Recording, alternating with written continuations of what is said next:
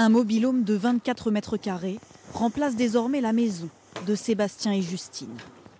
Électroménager, meubles, vêtements, tout ce qui se trouve à l'intérieur leur a été offert par des habitants. Ils vivent avec leur fille de 7 ans. À 3, il faut donc se serrer un peu. Il faut s'organiser pour vivre chaque centimètre carré. Optimiser pour ne pas se marcher dessus. La solution devait être temporaire. Elle dure depuis 8 mois. Depuis qu'un incendie a ravagé leur propriété en août dernier.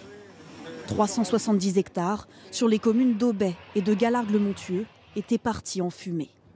Nous les avions rencontrés lorsqu'ils faisaient l'inventaire des dégâts. La reconstruction est plus lente que prévu. Malgré plusieurs versements, l'assurance refuse pour l'instant de leur rembourser la totalité des pertes et leur réclame toujours des documents comptables et des photos. Ça a brûlé pendant 5 jours.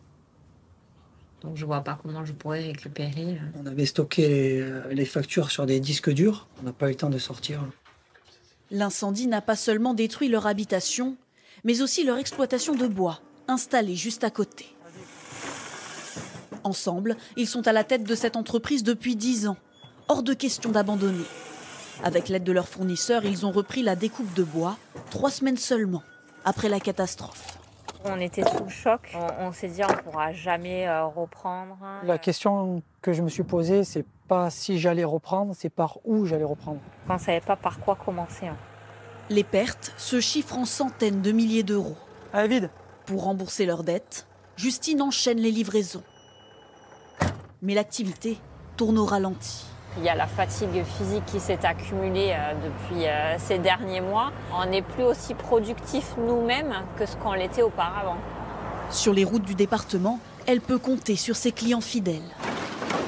Lorsqu'Elisabeth a appris que le couple reprenait du service, elle a immédiatement commandé du bois. Si on se trouvait dans cette situation, on aimerait qu'on ait du soutien comme ils ont et puis comme on peut leur donner. Malgré les difficultés, et alors que tout est à refaire, Justine et Sébastien espèrent reprendre une activité normale d'ici 1 an.